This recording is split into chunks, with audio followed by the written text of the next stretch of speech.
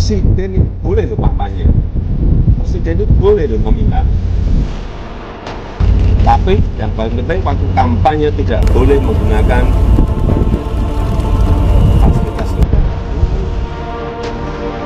Ketentuan dari aturan perundang-undangan. Ini mungkin Undang-Undang Nomor 7 Tahun 2017 jelas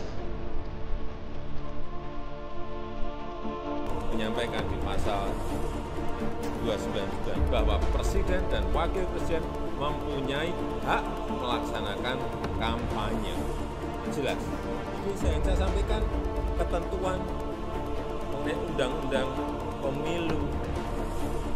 Jangan ditarik kemana-mana. Netralitas presiden itu pun sebetulnya keliru ya.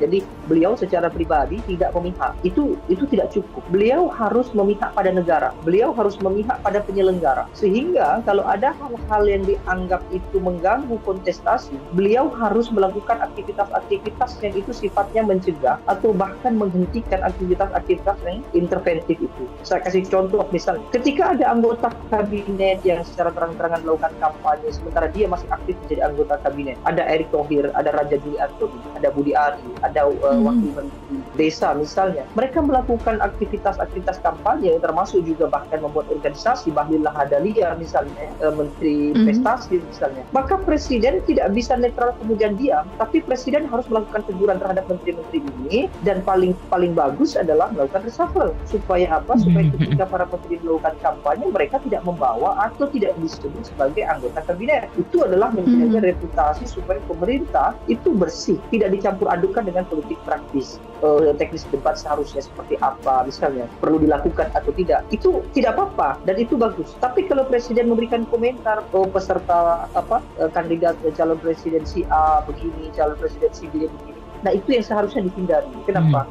Karena nanti akan mengakibatkan multitafsir. Presiden itu punya loyalis politiknya sendiri. Ketika presiden memihak, maka loyalisnya yang berkaitan dengan publik tadi ini, mereka juga akan mengikuti keinginan presiden. Dan itu tidak baik. Kenapa? Karena itu sama saja melakukan propaganda sekaligus melakukan adu domba di tingkatan publik, kira-kira begitu. Jadi memang berat untuk menjadi presiden dalam situasi sekarang.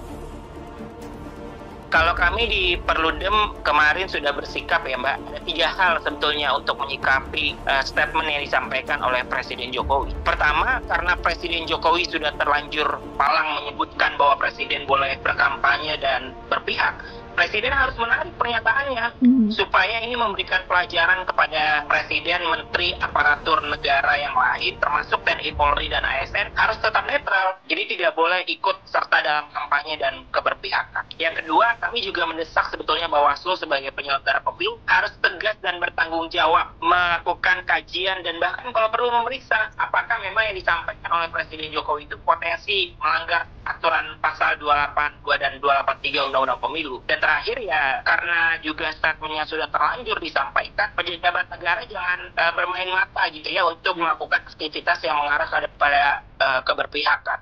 Di dalam undang-undang pemilu itu kalau mau memihak ya tidak perlu disampaikan karena konteksnya adalah dia sebagai pejabat negara. Itu yang sangat sulit memang.